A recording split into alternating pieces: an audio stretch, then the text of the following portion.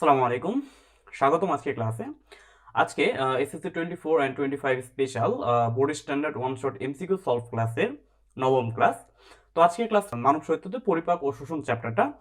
তো এই প্রিভিয়াস যে কটা ক্লাস হয়েছে সেগুলোতে আমরা চেষ্টা করেছি জুলজির ফার্স্ট চ্যাপ্টার, সেকেন্ড চ্যাপ্টার যে তিনটা পার্ট রয়েছে অর্থাৎ হাইড্রা, ঘাসফড়িং, মিমাছ সবগুলোকে কভার আপ করার। তো তারই ধারাবাহিকতায় আজকে আমাদের নবম ক্লাস হচ্ছে।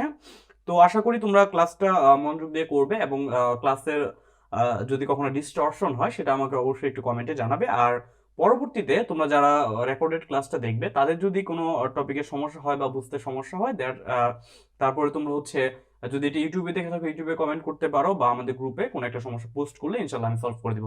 কেমন? আচ্ছা, তো আজকে আমরা যদি একটু ক্লাসের দিকে মনোনিবেশ করি তো আমাদের আজকের প্রথম এমসিকিউটা হচ্ছে, যেহেতু আমাদের এমসিকিউ সলভ ক্লাস, যে প্রথম প্রশ্নটা হচ্ছে কোন এনজাইম লালা গ্রন্থিতে পাওয়া যায়? কোন এনজাইম লালা গ্রন্থিতে? অবশ্যই এটা কাদের লালা গ্রন্থি? অবশ্যই এটা মানুষের লালা নিয়ে আমরা কথা বলতেছি। কেমন? তো মানুষের লালায় কোন এনজাইম পাওয়া যায়? দেখো এনজাইমের কথা বলছে এবং কোথায় বলছে ভাইয়া? লালা গ্রন্থিতে বা লালায় বলছে। ওকে, তো মানুষের লালায় কোন এনজাইম পাওয়া যায়? আমরা জানি মানুষের লালায় পাওয়া যায় হচ্ছে টম পাওয়া যায়, তাই না? মানুষের লালায় পাওয়া যায় টম। টম মনে রাখার জন্য বলতেছি, টমিস টায়ালিন, টমিস টায়ালিন অ্যান্ড মতে হচ্ছে মর্টেজ। কেমন? মানুষের লালায় পাওয়া যায় টায়ালিন এবং মর্টেজ এনজাইম। আচ্ছা, তো টায়ালিন মানে কি? টায়ালিনের ফুল মিনিং হচ্ছে স্যালাইভারি আলফা অ্যামাইলেজকে বলা হয় টায়ালিন। কেমন? তো টায়ালিনের ফুল মিনিং হচ্ছে salivary alpha amylase. Salivary alpha amylase হচ্ছে টায়ালিন। আর মর্টেজ তো হচ্ছে আমাদের নর্মাল মর্টেজ যে এনজাইম রয়েছে সেটাই। ওকে, তা কোশ্চেন ছিল আমাদের কোন এনজাইম লালাগ্রন্থিতে পাওয়া যায়, তাহলে আমরা দেখলাম লালাগ্রন্থিতে পাওয়া যায় হচ্ছে টায়ালিন এবং মর্টেজ এনজাইম। তো আমাদের আনসার কি হবে দেখি, একটু অপশনগুলো দেখি। দেখো এই যে ঘ নাম্বারে দেখো টায়ালিনের কথা বলা হয়েছে। কেমন? টায়ালিনের কথা, যেহেতু টায়ালিনের কথা সরাসরি উল্লেখ করেছে, দেন এক্ষেত্রে আমরা অ্যামাইলেজও থাকে, বাট আমরা এক্ষেত্রে টায়ালিনটা আনসার নেব। ওকে, যশোর বোর্ড 2019 একটা কোশ্চেন ছিল। আচ্ছা, পরবর্তীতে 2 নম্বর কোশ্চেনটা আমরা যদি দেখি, অগ্নাশয় রসে বিদ্যমান এনজাইম কোনটা? দেখো এই কোশ্চেনগুলোর ক্ষেত্রে একটু খেয়াল রাখবা যে এটা আসলে মানে কোন জায়গাটার ক্ষেত্রে বলছে। এখানে কি তোমার যে গ্যাস্ট্রিক রসের কথা বলছে, না অগ্নাশয় রসের কথা বলছে, না লালা রসের ক্ষেত্রে কথা বলছে, সেটা খেয়াল করে অবশ্যই আনসারটা দিতে হবে। তো 2 নম্বরে বলছে তোমার অগ্নাশয় রসে বিদ্যমান এনজাইম কোনটা? তো অগ্নাশয় রসে বিদ্যমান এনজাইম কোনটা? আমরা জানি অগ্নাশয় রসে বিদ্যমান এনজাইমের কথা যেহেতু বলছে, তো অগ্নাশয় রসে কোনটা থেকে বলো তো? এখানে এখানে যতগুলো এনজাইম রয়েছে পেপসিন, রেনিন, ট্রিপসিন, জিলিটিনের মধ্যে অগ্নাশয় রসে থাকে হচ্ছে ট্রিপসিন এনজাইম। কেমন? অগ্নাশয় রসে থাকে কোনটা? Trypsin enzyme. এটা কিন্তু বৈশাল বোর্ড 2019 কোশ্চেন। এগুলো অনেকটা জ্ঞানমূলক কোশ্চেন, দ্যাটস ওয়াই তোমাকে হচ্ছে একটু মনে রেখে আনসারটা দিতে হবে। কেমন? আচ্ছা, তো পরবর্তী কোশ্চেনটা যদি আমরা দেখি যে খাদ্য গলৎকরণের সময় নিচের কোনটি ষড়যন্ত্রের মুখ বন্ধ করে দেয়? হ্যাঁ, খাদ্য গলৎকরণের সময় ষড়যন্ত্রের মুখকে বন্ধ করে কোনটা? আচ্ছা, তো খাদ্য গলৎকরণের সময় কেন ষড়যন্ত্রের মুখটা বন্ধ করতে হয় আগে আমরা এই থিওরিটা একটু বুঝে আসতে চাই। তো দেখো আমরা জানি যে আমাদের যে যে মুখ গহ্বর যে রয়েছে, মুখ গহ্বরের উপরে কি থাকে? মুখ গহ্বরের উপরে থাকে ঠিক নাসা গহ্বর, তাই না? ধরো এটা হচ্ছে নাসা ছিদ্র, তাহলে মুখ গহ্বরের উপরে থাকবে নাসা গহ্বর।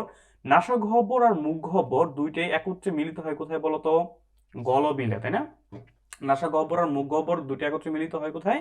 গলবিলে, সেটা আমরা জানি। তো গলবিলে যখন মিলিত হয়, গলবিল থেকে আবার কয়টা নালী নামে বলতো? গলবিল থেকে কিন্তু দুইটা নালী নামে, তাই না?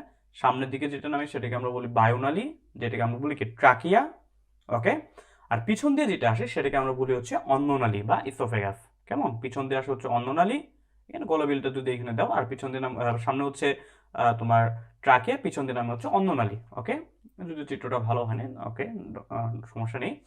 তো আমি তোমাকে যেটা বলতে চাচ্ছি যে তোমার যেহেতু আমি বললাম যে নাসারন্ধ্র পথে এবং নাসারন্ধ্র পথে আমার বাতাস প্রবেশ করতেছে, আর হচ্ছে আমার মুখ গহ্বর দিয়ে বা মুখ ছিদ্র পথে আমরা খাবার প্রবেশ করাচ্ছি, দুইটা একত্রে মিলিত হচ্ছে কোথায়? দুইটা বাতাস এবং খাদ্য ক্রস ওভার হচ্ছে কোথায়? আমাদের গলবিলে। কেমন? বাট আমরা জানি যে আমাদের বাতাস যেটা রয়েছে, যেটা আমাদের প্রশ্বাসের জন্য যে গৃহীত বায়ুটা, সেটা আমাদের ট্রাকিয়া হয়ে আমাদের শ্বসন তন্ত্রে চলে যাবে, অর্থাৎ আমাদের ফুসফুসে চলে যাবে। আর খাদ্যটা চলে যাবে হচ্ছে আমাদের খাদ্যটা চলে যাবে কি দিয়ে? খাদ্যটা চলে যাবে হচ্ছে আমাদের অন্ননালী পথে পাকস্থলীতে। আচ্ছা, তো যেহেতু তারা একটা কমন গহ্বরে মিলিত হয়, তাহলে তারা কিভাবে সেপারেট হয়? তো এক্ষেত্রে যখন আমরা খাবার খাই তখন কি থাকে? তখন আমাদের যে ষড়যন্ত্র, যেটা আসলে আমাদের যেখান থেকে আমাদের শ্বাসনালী বা ট্রাকেটা শুরু হয়, সেই ষড়যন্ত্রের উপরে এপিগ্লোটিস বা আমাদের উপজিহ্বা যেটা রয়েছে, সেই উপজিহ্বাটা ষড়যন্ত্রের মুখটাকে ঢেকে রাখে। কেমন? ষড়যন্ত্রের মুখটা ঢেকে রাখার ফলে কি হয়, আমরা যে খাবার খাচ্ছি এবং বাতাস নিচ্ছি একই সাথে, সেক্ষেত্রে খাবারটা ষড়যন্ত্রের উপরে মুখটা ঢাকার কারণে গিলার সময় চলে যায় আমাদের অন্ননালী পথে। পরবর্তীতে যখন আবার আমরা তোমার তোমার প্রশ্বাস নেই, তখন আবার এই যে যে আমাদের এপিগ্লোটিসটা রয়েছে সেটা সরে গিয়ে ষড়যন্ত্রের মুখটা অন করে দেয়, তখন হচ্ছে বাতাসটা আমাদের প্রবেশ করে কোথায়, বাতাসটা আমাদের প্রবেশ করে ট্রাকিয়া বা আমাদের যে এয়ার প্যাসেজ দিয়ে। কেমন? তাহলে এখানে আনসার ছিল, কোশ্চেন ছিল ঘাতক গলদকরণ সময় কোনটি ষড়যন্ত্রের মুখকে বন্ধ করে দেয়। তাহলে এক কথায় আনসার কি হবে? ষড়যন্ত্রের মুখকে বন্ধ করে হচ্ছে এপিগ্লোটিস। ওকে, ষড়যন্ত্রের মুখ বন্ধ করে এপিগ্লোটিস। আচ্ছা, তারপর দেখি যকৃতের কোন খণ্ডটি সবচেয়ে বড়। দেখো একদম সহজ কোশ্চেন, আলিম পরীক্ষা 2018-তে আসছে, আগেটা কিন্তু আলিম পরীক্ষা 2018 কোশ্চেন ছিল। তো 4 নম্বর কোশ্চেনটা কি ছিল, যে যকৃতের কোন খণ্ডটি সবচেয়ে বড়। আমরা জানি যকৃতের 4টা খণ্ড, তাই না? ডান, বাম, কোয়াড্রেট, কডেট। অবশ্যই কয়টা খণ্ড? 4টা খণ্ড, ডান, বাম, কোয়াড্রেট, কডেট। তার মধ্যে মনে রাখবা যকৃতের ডান খণ্ডটা হচ্ছে সবচেয়ে বড় খণ্ড। কেমন? যকৃতের ডান খণ্ড হচ্ছে সবচেয়ে বড়। এখান থেকে আরেকটা কোশ্চেন আসে যে যকৃতের কোন খণ্ডের নিচে পিত্তথলি যুক্ত থাকে। তাহলে বললাম ভাই ডান খণ্ড সবচেয়ে বড়, তারপর তোমার কোশ্চেন দিতে পারে যে পরবর্তীতে হয়তো আমরা পাবো যে পিত্তথলি যুক্ত থাকে কোন খণ্ডের সাথে। পিত্তথলি,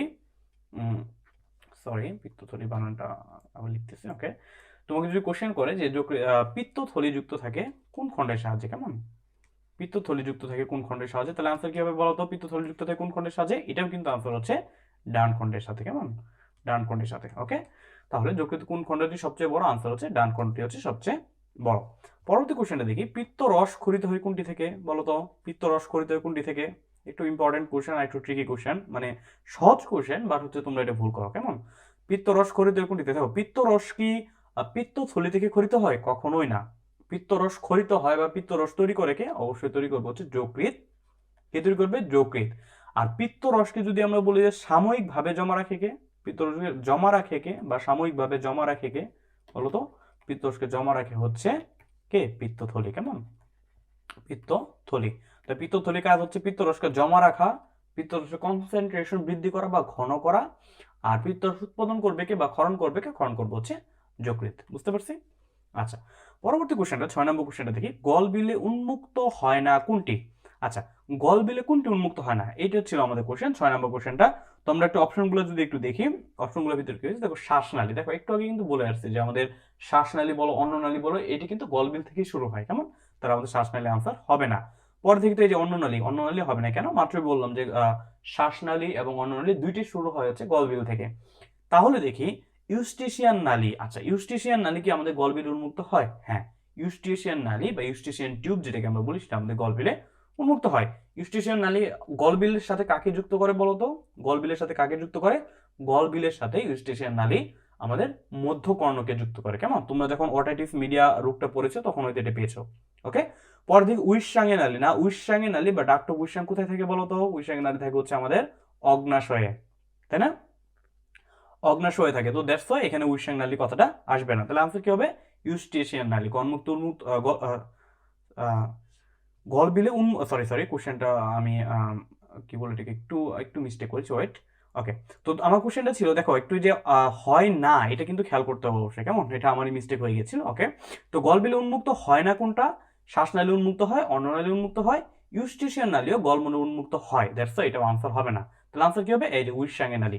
উইশাঙ্গে নালী কোথায় উন্মুক্ত হবে বলতো? গলবিলে উন্মুক্ত না হলে উইশাঙ্গে নালী কোথায় উন্মুক্ত হবে? ডিউডোনামে উন্মুক্ত হবে। কেমন? উইশাঙ্গে নালী কোথায় উন্মুক্ত হবে? ডিউডোনামে। ওকে, তো আনসারটা হচ্ছে ঘ নাম্বারটা। পরবর্তী 7 নম্বর কোশ্চেনটা আমরা দেখি, নিচের কোন এনজাইম অম্লীয় পরিবেশে অধিক কার্যকরী? দেখো, অম্লীয় পরিবেশে কার্যকরী এনজাইম কোনটা? মনে রাখবা অম্লীয় পরিবেশে কার্যকরী এনজাইমের কথা বলছে। আর অম্লীয় পরিবেশ আমাদের কোথায় থাকে বলতো? অম্লীয় পরিবেশ থাকে হচ্ছে আমাদের পাকস্থলীতে। কেন থাকে? কারণ সেখানে কি করিতে? আমাদের গ্যাস্ট্রিক জুস করিতে। যার ভিতর কি থাকে?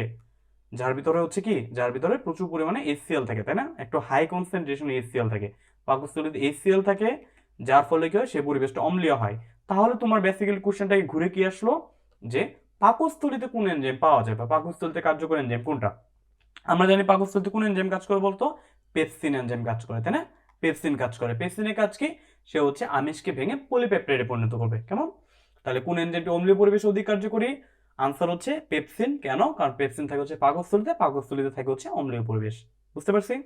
আচ্ছা, পরবর্তী কোশ্চেনটা যদি আমরা দেখি, টাইলিন নিশ্চিত হয় কোনটি থেকে? এটা আমরা প্রথম কোশ্চেনে সলভ করে আসছি অলরেডি। টাইলিন নিশ্চিত কই থেকে বলো তো? টাইলিন নিশ্চিত হচ্ছে আমাদের লালা গ্রন্থি থেকে, তাই না? আমরা বলছিলাম যে লালা গ্রন্থি থেকে মাত্র দুইটা হরমোন আসে, সরি দুইটা এনজাইম আসে। একটাকে বলতেছি আমরা কি?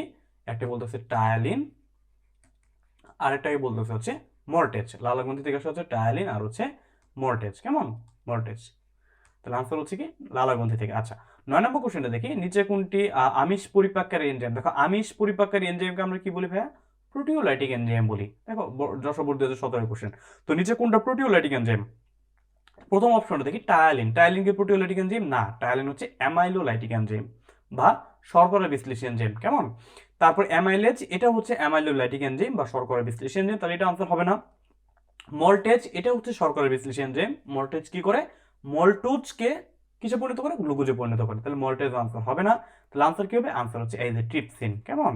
ট্রিপসিন। ট্রিপসিন এনজাইম হচ্ছে কি? এটা একটা আমিষ পরিপাককারী এনজাইম বা প্রোটিওলাইটিক এনজাইম। ওকে, পরবর্তী কোশ্চেনটা দেখি, ক্ষুদ্রান্তের অংশ 9 কোনটা? 10 নম্বর কোশ্চেনটা দেখো, ক্ষুদ্রান্তের অংশ 9 কোনটা? 9 কথাটা বলছে, আমরা জানি ক্ষুদ্রান্তে কয়টা পার্ট? 3টে পার্ট, তাই না? Duodenum, jejunum, ileum. ওকে, ক্ষুদ্রান্তের পার্ট কি কি বলো তো? বললাম যে 3টে পার্ট। একটাকে বলবো হচ্ছে আমরা ডিউডেনাম, একটা হচ্ছে ডিউডেনাম, ডিউডেনাম প্রথম পার্টটা হচ্ছে ডিউডেনাম। 2 নম্বর পার্টটাকে বলি আমরা জেজুনাম, আর 3 নম্বর পার্টকে বলি আমরা ইলিয়াম। কেমন? ক্ষুদ্রান্তের 3টে পার্ট, ডিউডেনাম, জেজুনাম আর হচ্ছে ইলিয়াম। তোমাকে এখানে কোশ্চেন করছে যে ক্ষুদ্রান্তের পার্ট 9 কোনটা? তাহলে তোমার আনসার কি হবে দেখো তো? এই যে ডিউডেনাম আনসার হবে না, ইলিয়াম হবে না, জেজুনাম হবে না, হবে কি? ফান্ডাস। ফান্ডাস। এখন বলো ফান্ডাস কোথায় পাওয়া যায়? আমরা বলো তো ফান্ডাস কোথায় পাই? ফান্ডাস আমরা বেশ কয়েকটা অঙ্গে পাই, তার মধ্যে আমরা আমাদের এই অধ্যায়ের জন্য মোস্ট কমন অংশ কোনটা? মোস্ট কমন অংশটা হচ্ছে ফান্ডাসটা পাবো আমরা পাকস্থলীতে। কেমন? পাকস্থলীতে। পাকস্থলীতে ফান্ডাস পাবো। আচ্ছা, ফান্ডাস টোটাল প্রায় 4টা জায়গায় পাওয়া যায়। একটা হচ্ছে পাকস্থলীতে পাওয়া যায়, তারপর হচ্ছে আমাদের পিত্ত থলিতে পাওয়া যায় ফান্ডাস, তারপর হচ্ছে আমাদের যে কিডনিতে ফান্ডাস পাওয়া যায়, আর ফান্ডাস পাওয়া যায় হচ্ছে আমাদের কোথায়? আর ফান্ডাস পাওয়া যায় হচ্ছে মেয়েদের কোথায়? মেয়েদের জরায়ুতে ফান্ডাস পাওয়া যায়। কেমন? আচ্ছা, তো ফান্ডাস আমরা এখানে হচ্ছে পাকস্থলীতে। তো ফান্ডাস একটা যদি ফিগার আমি দেখার চেষ্টা করি, যেহেতু আমরা বলছি একটু বেসিক স্ট্রোক ক্লিয়ার করবো। দেখো এটা যদি একটা পাকস্থলীর ফিগার হয়, এটা যদি একটা পাকস্থলীর ফিগার হয়, পাকস্থলীর আমরা জানি 3টে বেসিক পার্ট থাকে, তাই না? আসলে এটা একটু রাউন্ডেড হবে। ওকে, একটু রাউন্ডেড হবে। আচ্ছা যাই হোক, আচ্ছা এটা মুছে দিচ্ছি। ওকে, এটা যদি আমাদের একটা বেসিক পাকস্থলী হয়, তো আমরা জানি পাকস্থলী 3টে পার্ট, 2টে বেসিক পার্ট। এটাকে বলবো হচ্ছে আমরা কার্ডিয়াক প্রান্ত, এটাকে বলবো হচ্ছে আমরা পাইলোরিক প্রান্ত। কেমন? এখানে কার্ডিয়াক প্রান্তে কি থাকে? কার্ডিয়াক পেশি বলে থাকে। মানে কার্ডিয়াক প্রান্ত বরাবর যদি তুমি একটা ইমাজিনারি লাইন টানো, যদি একটা কাল্পনিক রেখা টানো, তাহলে পাকস্থলী এই যে উপরে গম্বুজ আকৃতির যে অংশ রয়েছে না, পৃথক হয়ে যাচ্ছে, এটাকে বলবো আমরা ফান্ডাস। এটা কি বলবো? এটাকে বলবো হচ্ছে আমরা ফান্ডাস। বুঝতে পেরেছি? আচ্ছা, তাহলে ফান্ডাস ক্ষুদ্রান্ত অংশ 9 কোনটা? তাহলে আনসার হচ্ছে ফান্ডাস। ফান্ডাস কিসের অংশ? এটা হচ্ছে পাকস্থলীর অংশ। কেমন? আচ্ছা, যদি আমরা পরবর্তী কোশ্চেনটা দেখি, 11 নম্বর কোশ্চেনটা, অশর্করা থেকে শর্করা সৃষ্টি প্রক্রিয়া, অশর্করা বা নন কার্বোহাইড্রেট উৎস থেকে শর্করা বা গ্লুকোজ সৃষ্টি প্রক্রিয়াকে কি বলা হয়? যারা জানো আনসার দাও। নন কার্বোহাইড্রেট থেকে গ্লুকোজ সৃষ্টি প্রক্রিয়াকে বলা হয় গ্লুকোনিওজেনেসিস। কেমন? কি বলা হয়? গ্লুকোনিওজেনেসিস। তাহলে দেখি বাকি কোশ্চেনগুলো কি আছে। গ্লাইকোজেনেসিস কি? গ্লাইকোজেনেসিস কি বলো তো? গ্লাইকোজেনেসিস কি? এটা হচ্ছে গ্লুকোজ থেকে, এটা হচ্ছে গ্লুকোজ থেকে গ্লাইকোজেন তৈরি প্রক্রিয়া। কেমন? গ্লুকোজ থেকে গ্লাইকোজেন তৈরি প্রক্রিয়া হচ্ছে গ্লাইকোজেনেসিস। ওকে, তারপর হচ্ছে গ্লাইকোলাইসিস কোনটা বলো তো? গ্লাইকোলাইসিস কোনটা? গ্লাইকোলাইসিস হচ্ছে ব্রেকডাউন অফ গ্লুকোজ। কেমন? ব্রেকডাউন, গ্লাইকোলাইসিস হচ্ছে ব্রেকডাউন অফ গ্লুকোজ। এটা হচ্ছে গ্লাইকোলাইসিস, ব্রেকডাউন অফ গ্লুকোজ। ওকে, বুঝতে পারছি? আচ্ছা, ব্রেকডাউন অফ গ্লুকোজ হয়ে কি হয়? গ্লাইকোলাইসিস আসলে আমাদের শ্বসনের একটা ধাপ, তাই না? গ্লুকোজ ভেঙে পাইরুভিক অ্যাসিড হয়। আচ্ছা যাই হোক, দেন হচ্ছে গ্লুকোজেনেসিস। গ্লুকোজেনেসিস কি? গ্লুকোজেনেসিস হচ্ছে জাস্ট গ্লুকোজ তৈরি প্রক্রিয়া। তো আমরা যাচ্ছি না, আমাদের কথা হচ্ছে অশর্করা থেকে শর্করা সৃষ্টির প্রক্রিয়া কি বলবো? গ্লুকোনিওজেনেসিস। অশর্করার উৎস কি কি হতে পারে এই ক্ষেত্রে? এক্ষেত্রে অশর্করার উৎস হতে পারে ফ্যাটি অ্যাসিড, ফ্যাটি অ্যাসিড থেকে আমরা বানাতে পারি। ওকে, হতে পারে হচ্ছে অ্যামিনো অ্যাসিড, হতে পারে অ্যামিনো অ্যাসিড, অ্যামিনো অ্যাসিড। ওকে, তার মানে আমার কথা হচ্ছে অশর্করা নন কার্বোহাইড্রেট কোনো সোর্স থেকে যখন আমরা কার্বোহাইড্রেট তৈরি করবো, সেই প্রক্রিয়াটা হবে গ্লুকোনিওজেনেসিস। কেমন? আচ্ছা, তবে 12 নম্বর কোশ্চেনটা দেখি, যকৃতে শর্করা জাতীয় খাদ্য কোন রূপে জমা থাকে? আচ্ছা, একটু খুবই ইম্পর্টেন্ট কোশ্চেন, দিনাজপুর বোর্ড 2016-তে আসছে যে আমরা যে প্রচুর পরিমাণে, ধরো তোমার দৈনিক হচ্ছে ধরো শর্করার চাহিদা হচ্ছে 400 গ্রাম, তুমি সেখানে একদিনে হচ্ছে তুমি যে দেখা গেছে 800 গ্রাম তুমি শর্করা বা কার্বোহাইড্রেট জাতীয় খাবার খেয়ে ফেলছো, তাহলে যে তোমার ডেইলি চাহিদার তুলনায় তুমি যে বেশি ইনটেক করলা, সেই বেশি অংশটুকু কি করবে তোমার দেহ জমা রাখবে। আর কি হিসেবে জমা রাখবে যকৃতে? যকৃতে কি হিসেবে জমা রাখবে? একটু আগে কিন্তু আমরা বলে আসছিলাম কি হিসেবে, গ্লাইকোজেন হিসেবে। কেমন? গ্লাইকোজেন হিসেবে। এই যে দেখো গ্লাইকোজেন হিসেবে, গ্লুকোজ থেকে যকৃৎ সেটাকে কি গ্লাইকোজেনে কনভার্ট করে রাখবে। কেমন? আর এই গ্লুকোজ থেকে গ্লাইকোজেনে কনভার্ট করার প্রক্রিয়াটাকে আমরা কি বলবো? গ্লাইকোজেনেসিস। বুঝতে পেরেছি? আচ্ছা, পরবর্তী কোশ্চেনটা 13 নম্বর কোশ্চেনটা দেখি, যে যকৃতে গ্লুকোনিওজেনেসিস প্রক্রিয়াটা কি? আগে আমরা একটু আগে বলে আসলাম যে নন কার্বোহাইড্রেট উৎস থেকে কার্বোহাইড্রেট তৈরি প্রক্রিয়া। ওকে, আচ্ছা, যকৃতে গ্লুকোনিওজেনেসিস প্রক্রিয়ায় কোন উৎস থেকে গ্লুকোজ সংশ্লেষিত হয়? কোন উৎস হবে? নন কার্বোহাইড্রেট। তাহলে দেখি এখানে নন কার্বোহাইড্রেট বা অশর্করা জাতীয় উৎস কি কি আছে? একটা হচ্ছে অ্যামিনো অ্যাসিড ও গ্লিসারল, তারপর বলছে গ্লিসারল ও ফ্যাটি অ্যাসিড, তারপর বলছে ফ্যাটি অ্যাসিড ও গ্লাইকোজেন, তারপর বলছে গ্লাইকোজেন ও অ্যামিনো অ্যাসিড। এখন দেখো এখানে তোমার যে অপশনগুলো আছে, অপশনগুলোর ভিতরে কোনটা অ্যাকুরেট আনসার হয়? দেখো আনসার হচ্ছে অ্যামিনো অ্যাসিড ও গ্লিসারল। সরি, আমি এখানে বলেছি ফ্যাটি অ্যাসিড থেকে সরাসরি হচ্ছে আমাদেরই হয় না, হয় হচ্ছে অ্যামিনো অ্যাসিড থেকে। ওকে, আচ্ছা, তাহলে আনসারটি কি হবে? আনসার হচ্ছে অ্যামিনো অ্যাসিড ও গ্লিসারল। অ্যামিনো অ্যাসিড ও গ্লিসারল থেকে হচ্ছে আমাদের কি কিসে কনভার্ট হবে? সরাসরি আমাদের গ্লুকোজ সংশ্লেষিত হবে। কেমন? গ্লুকোনিওজেনেসিস প্রক্রিয়ায়। ওকে, আচ্ছা, পরবর্তী কোশ্চেনের দিকে যদি আমরা যাই, 14 নম্বর কোশ্চেনটা, পাকস্থলী প্রাচীরে প্যারাটাল কোষ থেকে কি কি নিঃসৃত হয়? দেখো আমাদের পাকস্থলী প্রাচীরে কয়েক ধরনের কোষ থাকে, তাই না? তার মধ্যে একটা হচ্ছে প্যারাটাল কোষ। ওকে, তো প্যারাটাল কোষটা কোনটা নিঃসৃত হয় বলো? খুবই একদম যে কমন একটা কোশ্চেন। প্যারাটাল কোষটা করিতে আমাদের HCl। ওকে, প্যারাটাল কোষটা করিতে হচ্ছে আমাদের HCl বা হাইড্রোক্লোরিক অ্যাসিড। ওকে, আচ্ছা, পরবর্তী কোশ্চেন দেখো, বৃহদন্তের অংশ কয়টা? আমরা একটু ক্ষুদ্রান্তের অংশ পড়ে আসছিলাম না? ক্ষুদ্রান্তে কি কি অংশ ছিল ভাইয়া? ডিউডেনাম, জেজুনাম, আইলিয়াম বা ইলিয়াম। এখন বৃহদন্তে কি কি পার্ট থাকে? আমরা জানি বৃহদন্তেরও 3টা পার্ট থাকে। কেমন? একটাকে আমরা বলি হচ্ছে সিকাম, একটাকে বলি সিকাম, প্রথম পার্টটা হচ্ছে সিকাম। 2 নম্বর পার্টটা কোনটা? সিকামের পরে রয়েছে কোলন, এবং সিকাম কোলনের পরে 3 নম্বর পার্টটা হচ্ছে মলাশয়। ওকে, মলাশয় বা রেকটাম। আচ্ছা, তো তাহলে বৃহদন্ত অংশ কোনটা দেখো তো? সিকাম। ওকে, সিকাম কোলন মলাশয়, অন্য কোনোটা নাই, তাহলে শুধু আনসার হচ্ছে সিকাম। তাহলে আনসার হচ্ছে গ নাম্বারটা। বুঝতে পারছি? আরেকটা জিনিস মনে রাখবা, অনেকে অনেকে পায়ু ছিদ্র যেটা বা পায়ু যেটাকে বলি আমরা, অর্থাৎ যে আমাদের যে যে বর্জ্য পথ নিষ্কাশনের যে রাস্তা, এটা কিন্তু আমরা বৃহদন্তে পার্ট অনেকে ভাবি, বাট পায়ু কিন্তু বৃহদন্তে পার্ট না। বৃহদন্তে কেবল বেসিক পার্ট হচ্ছে এই 3টা, সিকাম, কোলন এবং মলাশয়। কেমন?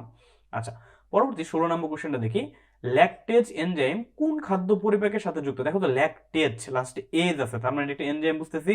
আর ল্যাকটেজ যেহেতু, তাহলে তার শর্করা মানে কাকে সে পরিপাক করবে? পরিপাক করবে হচ্ছে ল্যাকটোজকে। কেমন? পরিপাক করবে কাকে? পরিপাক করবে হচ্ছে ল্যাকটোজকে। এখন দেখো তো কোন একটা জিনিসের শেষে যদি ওজ যুক্ত থাকে, ওজ, ওজ তোমার সাফিক্সটা থাকে, তখন সেটাকে আমরা কি বলি? ওজ যুক্ত কোন একটা জিনিস থাকলে সেটা আমরা বলবো সেটা হচ্ছে কার্বোহাইড্রেট। কেমন? সেটা হচ্ছে কার্বোহাইড্রেট। কার্বোহাইড্রেট, কার্বোহাইড্রেট বা কি? কার্বোহাইড্রেট বা হচ্ছে শর্করা। কেমন? আচ্ছা, তাহলে ভাই বুঝলাম যে হচ্ছে ল্যাকটোজ একটা শর্করা। তাহলে ল্যাকটোজ কিসের শর্করা? ল্যাকটোজ হচ্ছে দুধের শর্করা। ওকে, ল্যাকটোজ হচ্ছে কি? দুধের শর্করা। দুধের শর্করা হচ্ছে ল্যাকটোজ। আমরা যে দুধ খাই সেই দুধের শর্করা হচ্ছে ল্যাকটোজ। তো তাহলে ল্যাকটেজ এনজাইম কোন খাদ্য পরিপাকের সাথে যুক্ত? অবশ্যই, যেহেতু ল্যাকটোজ হচ্ছে মানে দুধের শর্করা হচ্ছে ল্যাকটোজ, তাহলে সে ল্যাকটেজ এনজাইম কাকে পরিপাক করবে? শর্করাকে পরিপাক করবে। কেমন? আনসার হচ্ছে খ নাম্বারটা। আচ্ছা, পরবর্তীতে 17 নম্বর কোশ্চেনটা দেখি, যে শর্করা যকৃতে সঞ্চিত হয়, শর্করা যকৃতে সঞ্চিত হয় কি হিসেবে বলতো? একটু আগে আমরা দেখে আসছিলাম না কি হিসেবে? গ্লাইকোজেন হিসেবে, তাই না? গ্লাইকোজেন হিসেবে। আনসার হচ্ছে গ নাম্বারটা, এটার ব্যাখ্যা দিলাম না। পরবর্তী কোশ্চেনটা, নিচের কোনটি মিশ্র গ্রন্থি? দেখো তো মিশ্র গ্রন্থি কাকে বলা হয়? একদম বাচ্চাকাল থেকে পড়ে আসতেছে যে যকৃতকে মিশ্র গ্রন্থি বলা হয়। কেন যকৃতকে মিশ্র গ্রন্থি বলা হয়? মিশ্র গ্রন্থি ব্যাপারটা কি? মিশ্র গ্রন্থি ব্যাপারটা হচ্ছে তার একই সাথে এন্ডোক্রাইন ফাংশন থাকবে, বা সে একই সাথে অন্তঃক্ষরা এবং একই সাথে সে বহিঃক্ষরা হিসেবে কাজ করবে। কেমন? তো যকৃতের অন্তঃক্ষরা রূপটা কি? অন্তঃক্ষরা রূপ হচ্ছে যকৃত কি করে? বিভিন্ন ধরনের হরমোন সংশ্লেষ করে, যেমন কি এনজিওটেনসিন বলতে পারি আমরা, তাই না? তাহলে যকৃৎ যেহেতু হরমোন সংশ্লেষ করে, দ্যাটস ওয়াই আমরা যকৃৎকে বলতেছি অন্তঃক্ষরা গ্রন্থি। আবার একই সাথে যকৃৎ কি তৈরি করে? পিত্তরস তৈরি করে। পিত্তরসের ক্ষরণ কি? বহিঃক্ষরা ক্ষরণ। তাহলে যকৃৎ কি করে? একই সাথে অন্তঃক্ষরা ক্ষরণ করে, একই সাথে বহিঃক্ষরা ক্ষরণ করে, দ্যাটস ওয়াই আমরা যকৃৎকে বলবো মিশ্র গ্রন্থি। কেমন? আচ্ছা, তাহলে তোমাকে যদি বলি যে দেহে আর কি কি মিশ্র গ্রন্থি আছে বলো তো? দেহে আর কি কি মিশ্র গ্রন্থি আছে? মিশ্র গ্রন্থি আর কি কি আছে আমাদের দেহে বলো তো? মিশ্র গ্রন্থি আর কি কি রয়েছে? আচ্ছা, ফার্স্ট অফ অল আমরা পেলাম যকৃৎ একটা মিশ্র গ্রন্থি, তাই না? তারপর হচ্ছে অগ্নাশয় একটা মিশ্র গ্রন্থি। ওকে, তারপর হচ্ছে ছেলেদের ক্ষেত্রে শুক্রাশয় একটা মিশ্র গ্রন্থি, মেয়েদের ক্ষেত্রে ডিম্বাশয় একটা মিশ্র গ্রন্থি। কেমন? আচ্ছা, পরবর্তী কোশ্চেনটা আমরা দেখি। পরবর্তী কোশ্চেনটা হচ্ছে 19 নম্বর কোশ্চেন, একটা বহুপদী সমতাসূচক কোশ্চেন। দেখি, প্রোটিন পরিপাকের অংশ নেয় কোনটি? কেমন? প্রোটিন পরিপাকে অংশ নেয় কোনটি? দেখো তো, প্রোটিন পরিপাকে অংশ নেবে কারা? প্রোটিন পরিপাকে অংশ নেবে আমরা জানি প্রোটিওলাইটিক এনজাইম। তো দেখি নিচে কোনটি প্রোটিওলাইটিক এনজাইম রয়েছে? প্রোটিওলাইটিক এনজাইম হিসেবে নিচে কোনটা রয়েছে? একটা হচ্ছে পেপসিন। হ্যাঁ ভাই, ঠিক আছে, পেপসিন প্রোটিওলাইটিক এনজাইম, ফাইন। দেন অ্যামাইলেজ কি প্রোটিওলাইটিক এনজাইম? না ভাই, অ্যামাইলেজ হচ্ছে শর্করা বিশ্লেষী এনজাইম। কেমন? এটা হচ্ছে শর্করা বিশ্লেষী এনজাইম। শর্করা বিশ্লেষী এনজাইম হচ্ছে অ্যামাইলেজ। তাহলে অ্যামাইলেজ আনসার হবে না। তারপর যেহেতু কার্বক্সিপেপটাইড, হ্যাঁ কার্বক্সিপেপটাইড হচ্ছে প্রোটিন পরিপাককারী এনজাইম। তাহলে আনসার হচ্ছে ঘ 1 এবং 3। কেমন? আচ্ছা, তারপর কোশ্চেনটা, মল জাতীয় পদার্থ কোথায় জমা থাকে? দেখো আমরা যে যখন আমরা খাবারটা খেলাম, খাবারটা পরিপাক হওয়ার পরে খাবার উচ্ছিষ্ট অংশটা হচ্ছে মল, সেটা যখন আমাদের পরিপাক তন্ত্রতে প্রবাহিত হওয়ার পরে মলটা দেহের বাইরে নিষ্কাশিত হওয়ার আগে একটা নির্দিষ্ট সময় পর্যন্ত জমা থাকে। কোথায় জমা থাকে? খুবই সহজ কোশ্চেন, কোথায় জমা থাকে বলো তো? কোশ্চেন আনসার দাও যারা লাইভে আছো। এক নম্বরে জমা থাকে হচ্ছে মলাশয়ে বা রেকটামে, এটা হচ্ছে কি বৃহদন্তের একটা পাত। তারপর কোথায় জমা থাকে? তারপর জমা থাকে হচ্ছে পেলভিক কোলনে। আচ্ছা ভাইয়া, এখন দেখো পেলভিক কোলন বলতে আসলে আমরা কি বোঝাচ্ছি? আমরা জানি কোলনের হচ্ছে কয়টা পার্ট? কোলনের কয়টা পার্ট বলো তো?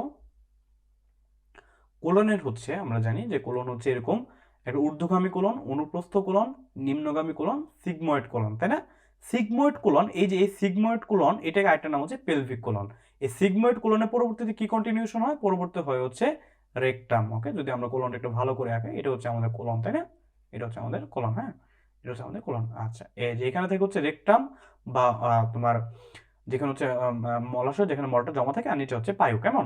তো এই যে এই পার্টটুকু বলবো হচ্ছে আমরা, এই পার্টটুকু বলবো হচ্ছে আমরা কি পেলভিক কোলন। ওকে, এই পার্টটুকু বলবো হচ্ছে আমরা পেলভিক কোলন।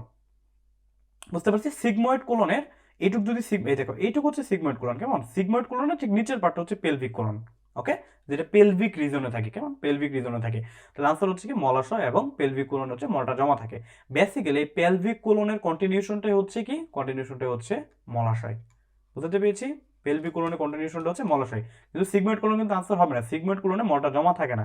সিগময়েড কোলন অতিক্রম করার পর যখন সে মলাশয়ে ঢুকবে, ওই পার্টটা হচ্ছে পেলভিক কোলন, আর ওইখানে হচ্ছে আমাদের মলটা সাময়িকভাবে জমা থাকে। কেমন? আচ্ছা, পরে 21 নম্বর কোশ্চেনটা দেখি, শর্করা জাতীয় খাদ্য শোষণ নিয়ন্ত্রণ করে হরমোন কোনটা? দেখো, খাদ্য শোষণ নিয়ন্ত্রণ করে এবং কোন জাতীয় খাবার? শর্করা জাতীয় খাবার। আমরা জানি শর্করা জাতীয় খাবার খাদ্য শোষণ নিয়ন্ত্রণ করবে হচ্ছে কে? ইনসুলিন এবং গ্লুকোকর্টিকয়েড হরমোন। তাহলে থাইরক্সিন কেন করবে না? দেখো, ইনসুলিন এবং গ্লুকোকর্টিকয়েড এই দুটো হচ্ছে শর্করা জাতীয় খাদ্য শোষণ নিয়ন্ত্রণ করবে। আর থাইরক্সিন কি করবে? থাইরক্সিন হচ্ছে একই সাথে সে আমিষ এবং স্নেহ জাতীয় পদার্থ শোষণকে নিয়ন্ত্রণ করবে। কেমন? আমিষ এবং স্নেহ জাতীয় পদার্থ শোষণকে নিয়ন্ত্রণ করবে হচ্ছে থাইরক্সিন হরমোন। ওকে, আর থাইরক্সিন হরমোনের নাম কি বলতো? এটাকে আমরা কিভাবে প্রকাশ করি? এটা হচ্ছে T4।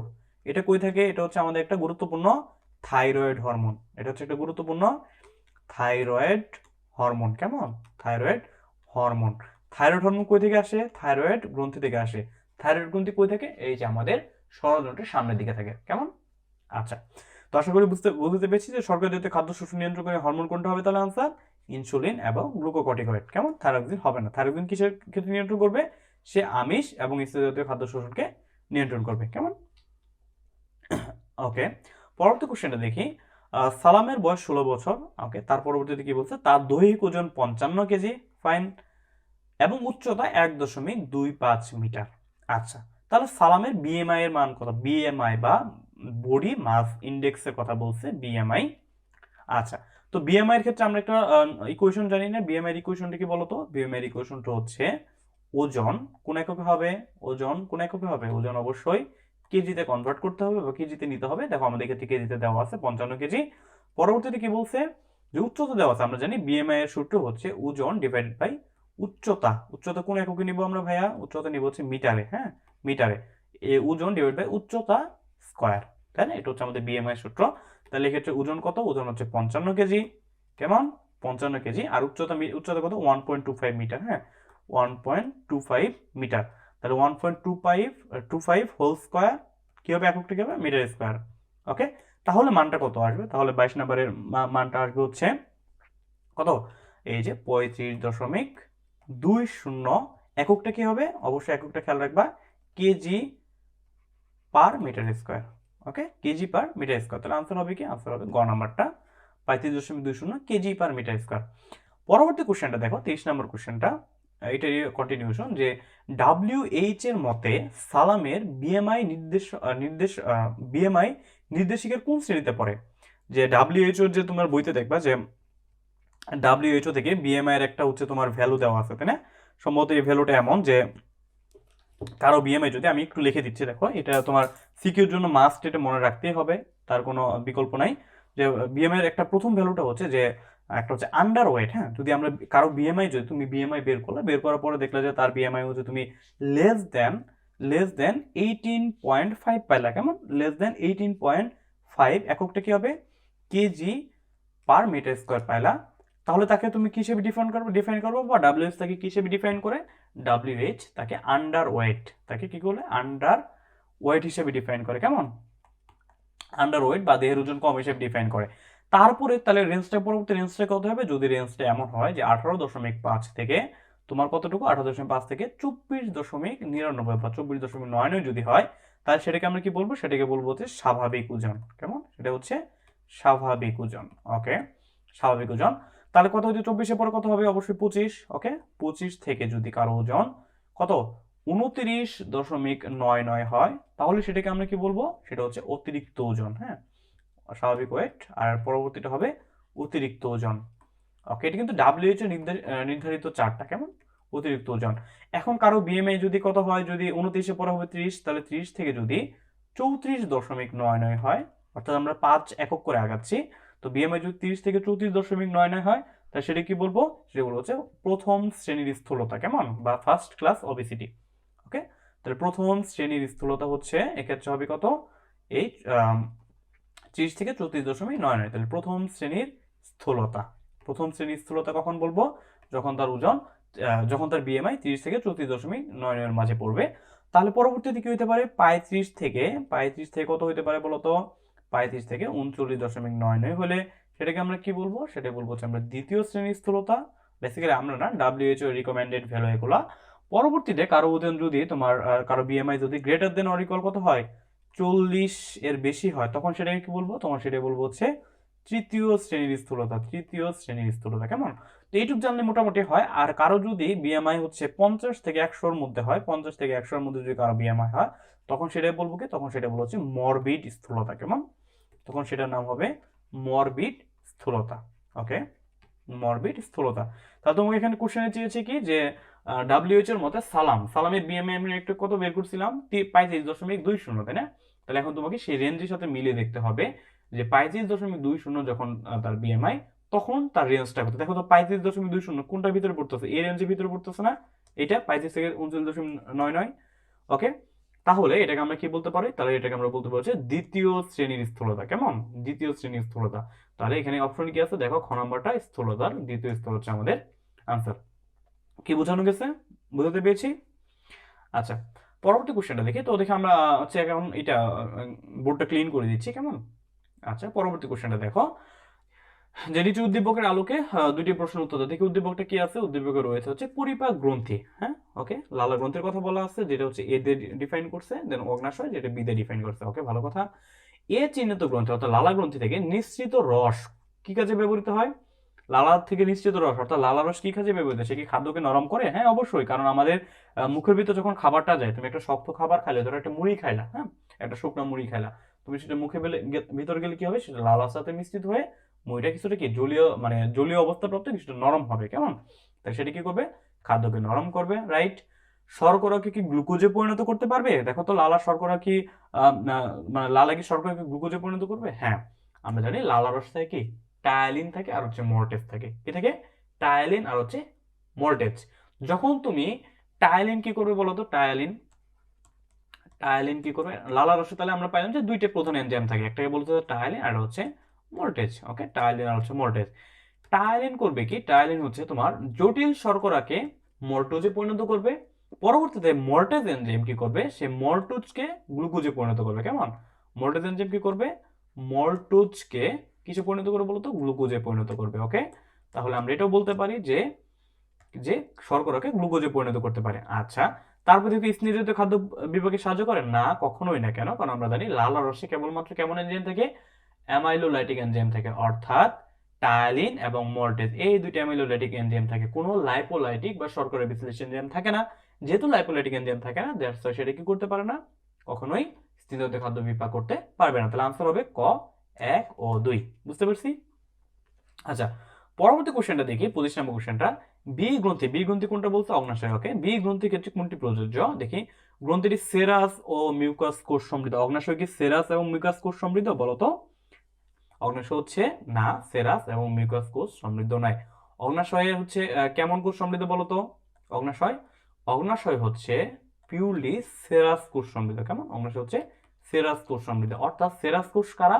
যারা কি করতে পারে বলতো? যারা হচ্ছে জলীয়, হ্যাঁ, যারা হচ্ছে জলীয় দ্রবণ উৎপন্ন করবে, মানে হচ্ছে জলীয় বা মানে কোন জলীয় সিক্রেশন দিবে, সেটা হচ্ছে সেরাস। আর মিউকাস কোনটা হবে? যারা হচ্ছে মিউকাসময় সিক্রেশন দিবে, অর্থাৎ যারা আঠালো সিক্রেশন দিবে। কেমন? আচ্ছা, পরবর্তী খ নম্বর কোশ্চেনটা, এই অপশন দেখি, এর কোষগুলো চাকার স্পোকের মতো না, তোমার যে অগ্নাশয়ের কোষগুলো চাকার স্পোকের মতো নয়। পরবর্তী কোশ্চেনটা দেখি, পরবর্তী অপশনটা, গ্রন্থিটিতে আইলেটস অফ ল্যাঙ্গারেন্স আছে। দেখো তো এটা একটু পরিচিত মনে হচ্ছে কিনা? হ্যাঁ, আমরা জানি যে অগ্নাশয়ের যে লেজের অংশটা, আমরা জানি অগ্নাশয় হচ্ছে তোমার তিনটে পার্ট, তাই না? একটা হচ্ছে মাথা, হচ্ছে নেক, মাথা, দেহ, তারপর হচ্ছে লেজ। তো লেজের অংশে কি থাকে? আইলেটস অফ ল্যাঙ্গারহ্যান্স বা ল্যাঙ্গারহ্যান্সের দ্বীপপুঞ্জ থাকে। তাহলে গ নাম্বারটা হচ্ছে আমাদের রাইট আনসার। পরবর্তী দেখি, গ নাম্বারটা কি বলছে? সাইনোসয়েড নামে ফাঁকা গহ্বর। না, সাইনোসয়েড নামে ফাঁকা গহ্বর অগ্নাশয়ে থাকে না। এখন বলতো তাহলে ভাইয়া সাইনোসয়েড কই থাকে? সাইনোসয়েড থাকে হচ্ছে আমাদের যকৃতে। কেমন? যকৃতে। যকৃতে সাইনোসয়েড পাওয়া যায়। বুঝতে পারছি? আচ্ছা, তাহলে আনসার কি হবে? আনসার হবে গ নাম্বারটা, যে আমাদের অগ্নাশয়ে আইলেটস অফ ল্যাঙ্গারহ্যান্স থাকে। ওকে। আচ্ছা, পরবর্তী কোশ্চেনটা যদি আমরা দেখি, উদ্দীপকে এক্স চিহ্ন থেকে চিহ্নিত অংশটি কি খরিত হয় না? এক্স চিহ্নিত অংশটা কি আর ওয়াই চিহ্নিত অংশটা কি, এটা একটু বুঝতে হবে তোমাকে। ওকে, তো 26 নম্বর কোশ্চেনের প্রথম দিকে বলছে যে এক্স চিহ্নিত অংশ থেকে কি খরিত হয় না। আচ্ছা, এখন দেখো, এক্স চিহ্নিত অংশটা আসলে তুমি এখানে বুঝতে পারতেছো না, বাট এক্স চিহ্নিত অংশ হচ্ছে তোমার, আচ্ছা, ওকে, এক্স চিহ্নিত অংশটা হচ্ছে আমাদের যে এটাকে বলবো হচ্ছে আমরা অগ্নাশয়ের একটা প্রস্থচ্ছেদ। কেমন? এক্স ওয়াই যেটাই বলো, এটা হচ্ছে আমাদের অগ্নাশয়ের একটা প্রস্থচ্ছেদ। কিসের প্রস্থচ্ছেদ ভাইয়া? অগ্নাশয়ের প্রস্থচ্ছেদ। হ্যাঁ, অগ্নাশয়ের কোষ, অগ্নাশয়ের কোষ। যদি এই চিত্রটা এইভাবে আসলে দিলে বোঝার কোনো উপায় থাকে না। অগ্নাশয়ের কোষ হচ্ছে এক্স চিহ্নিত অংশটা। ওকে, বাট আমরা এটা চিনি আসলে। আচ্ছা, তো এক্স চিহ্নিত অংশ দিয়ে খরিত হয় না কোনটা? অগ্নাশয় দিয়ে কোনটা খরিত হয় না বলো তো? অগ্নাশয় থেকে আমরা জানি ট্রিপসিন খরিত হয়, আমরা জানি অ্যামাইলেজ খরিত হয়, আমরা জানি লাইপেজ খরিত হয়, বাট খরিত হয় না হচ্ছে পেপসিন। যেহেতু তোমার কোনটা হয় না বলছে, দ্যাটস ওয়াই আনসার হবে কি? পেপসিন। ওকে, পেপসিন শুধুমাত্র কই থেকে খরিত হবে? পেপসিন শুধুমাত্র হচ্ছে গ্যাস্ট্রিক গ্রন্থিতে খরিত হবে। ওকে, আচ্ছা, পরবর্তীতে উদ্দীপক ওয়াই চিহ্নিত অংশটি দেখো তো। ওয়াই চিহ্নিত অংশ কোনটা? এই যে এখানে। আসলে ওয়াই চিহ্নিত অংশ বলতে এটা আইলেটস অফ ল্যাঙ্গারহ্যান্স বা ল্যাঙ্গারহ্যান্সের দ্বীপপুঞ্জকে বোঝাচ্ছে। তো এখান থেকে কি খরিত হয় বলতো? আইলেটস অফ ল্যাঙ্গারহ্যান্স থেকে কি খরিত হয়, বা ল্যাঙ্গারহ্যান্সের দ্বীপপুঞ্জ থেকে আমরা জানি ইনসুলিন খরিত হয়, গ্লুকাগন খরিত হয়, তাই না?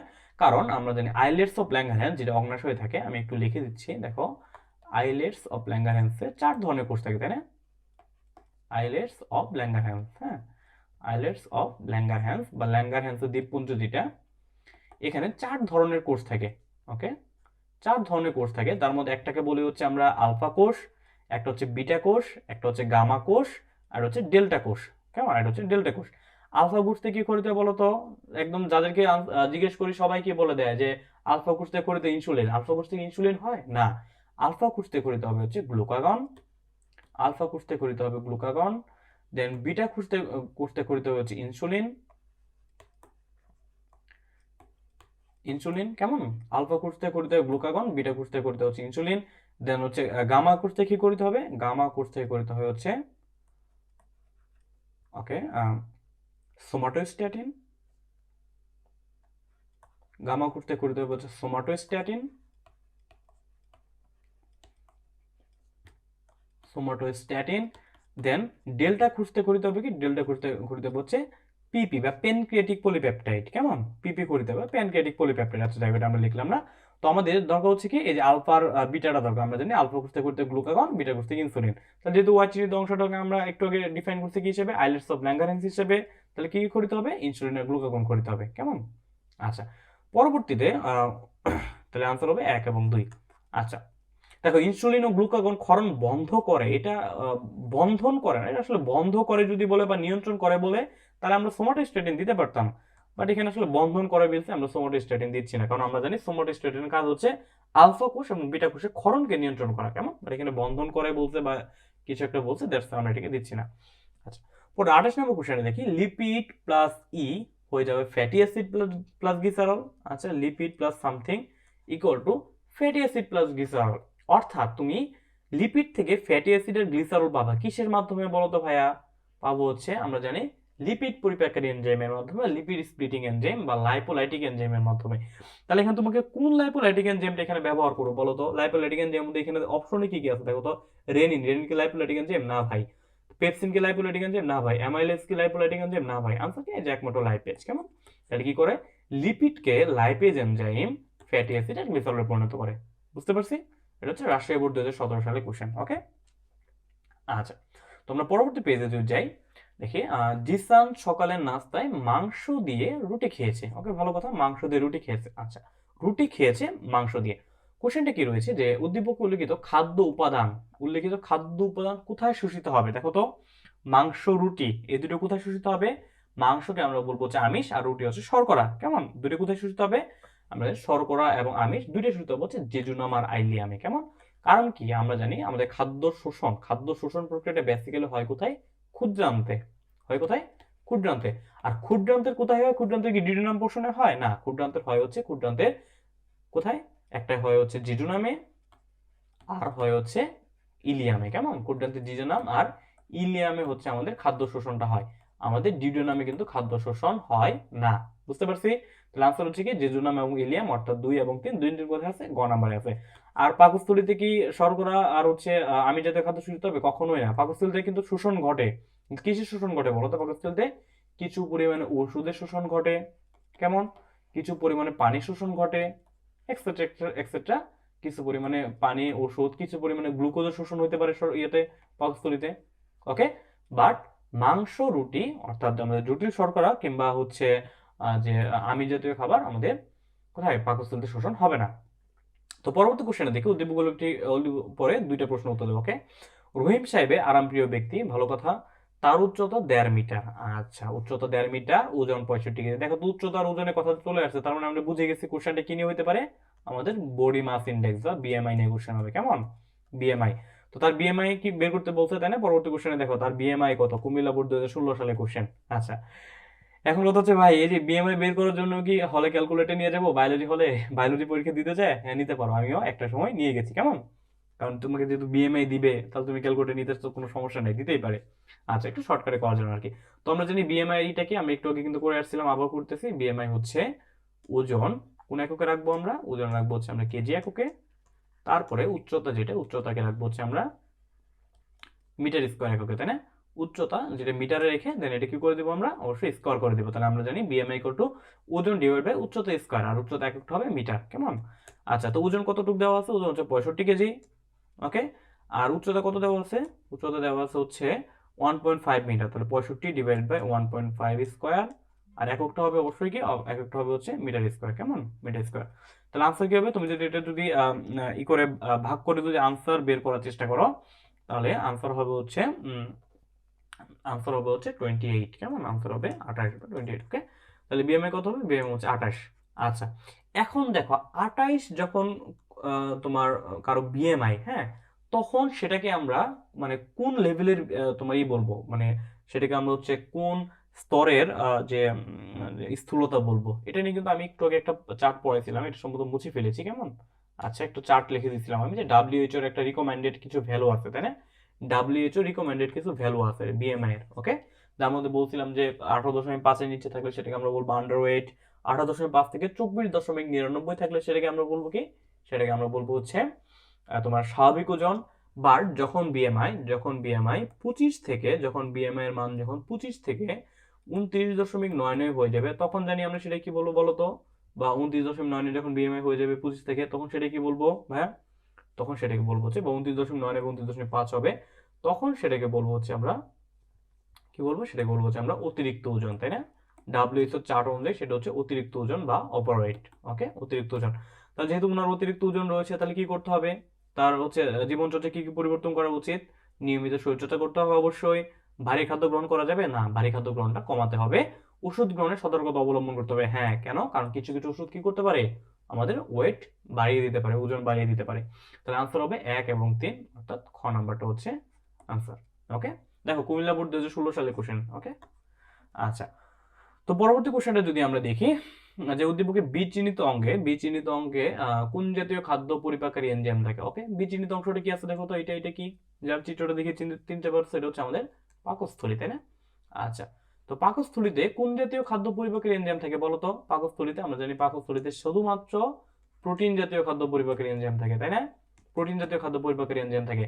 আর কি থাকে? প্রোটিনের পাশাপাশি কিছু পরিমাণে স্নেহ জাতীয় খাদ্য পরিপাকের এনজাইম থাকে, কিছু পরিমাণে। কোনটা? ওই যে গ্যাস্ট্রিক লাইপেজ। অনেকে হয়তো এটা বলবে যে শুধু প্রোটিন জাতীয় খাদ্য আনতে দিয়ে যাবে না, পাকস্থলীতে প্রোটিন এবং স্নেহ দুইটাই পরিপাক হয়। স্নেহ পরিপাকের জন্য কি থাকে? গ্যাস্ট্রিক লাইপেজ থাকে, তাই না? স্নেহ পরিপাকের জন্য থাকে হচ্ছে গ্যাস্ট্রিক লাইপেজ। ওকে, গ্যাস্ট্রিক লাইপেজ থাকে।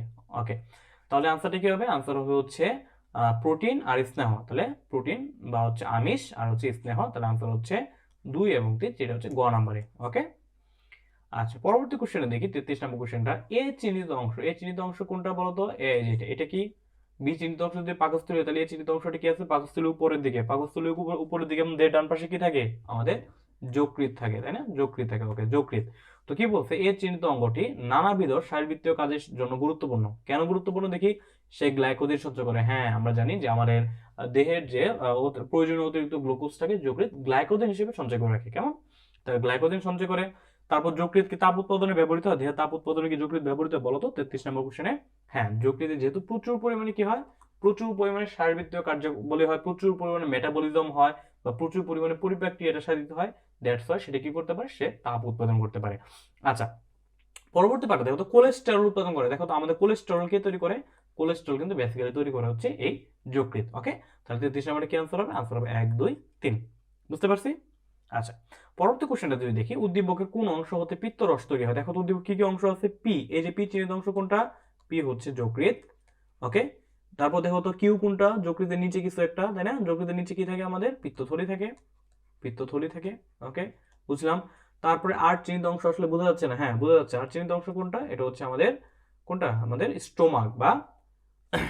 স্টোমাক বা পাকস্থলী। ওকে, তারপরে এস চিহ্নিত অংশ কোনটা? এস চিহ্নিত অংশ হচ্ছে অগ্নাশয়। ওকে, অগ্নাশয়। আচ্ছা, তো সিলেট বোর্ড 2016 সালে কোশ্চেনে কি বলছে? 34 নম্বর কোশ্চেনটা, উদ্দীপকের কোন অংশ থেকে পিত্তরস তৈরি? দেখো তো পিত্তরস তৈরি হয় কই থেকে? আমরা জানি পিত্তরস তৈরি হয় যকৃৎ থেকে। যকৃৎ কোথায় আছে? পি নাম্বারে, তাই না? তাহলে আনসার হচ্ছে পি। পি কোথায় আছে? পি ক নাম্বারে। দেখো আনসার হচ্ছে ক নাম্বারটা। বুঝতে পারছি? ওকে, পরবর্তীতে 35 নম্বর কোশ্চেনটা দেখে, উদ্দীপকে আর চিহ্নিত অংশের কোন কোষ থেকে গ্যাস্ট্রিন নিঃসৃত হয়? গ্যাস্ট্রিন হচ্ছে পাকস্থলীতে খাদ্য পরিপাক প্রক্রিয়া নিয়ন্ত্রণ করা একটা হরমোন। ওকে, তো গ্যাস্ট্রিন হরমোন কই থেকে নিঃসৃত হয় বলতো? গ্যাস্ট্রিন হরমোন নিঃসৃত হয় হচ্ছে তোমার কোথায় নিঃসৃত হয়? গ্যাস্ট্রিন হরমোন নিঃসৃত হচ্ছে পাকস্থলী থেকে। পাকস্থলী কোন পার্ট থেকে? পাকস্থলী একদম ঠিক নিচের পার্ট থেকে। সেটাকে আমরা কি বলি? কোন কোষ থেকে বলছে? কোন কোষ থেকে নিঃসৃত হয়? এন্টারোমরফিন কোষ থেকে। এন্টারোমরফিন কোষ থেকে নিঃসৃত হয় হচ্ছে গ্যাস্ট্রিন হরমোন। কেমন? একটু অ্যাটিপিক্যাল কোশ্চেন, সিলেট বোর্ড শুরুতে চলে আসছে, একটু খেয়াল রাখতে হবে কিন্তু। ওকে, একটু খেয়াল রাখতে হবে। তাহলে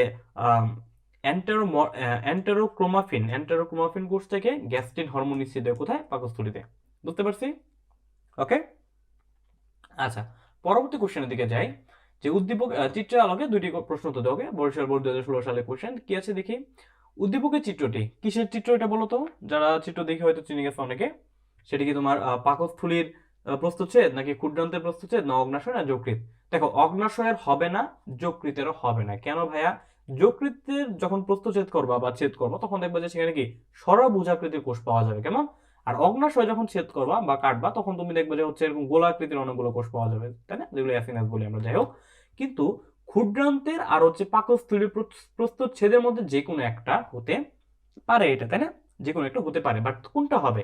দেখো, এখানে দেখো তো কি কি পাচ্ছ তুমি। এখানে এই যে আমরা যে ইটা পাচ্ছি, কি বলে এটাকে, যে এই যে দেখো তো, এই যে পার্টগুলো পাচ্ছি না, এগুলো একটা নাম আছে। কি বলে এগুলো বলতো? আঙ্গুলের মতো প্রক্ষেপিত অংশ না? এই যে ছোট ছোট প্রক্ষেপিত অংশ কিনা? হ্যাঁ, এগুলোকে বলবো হচ্ছে আমরা ভিলাই, এগুলোকে বলবো হচ্ছে ভিলাই বা ভিলাস, ভিলাই বা ভিলাস, কেমন ভিলাই।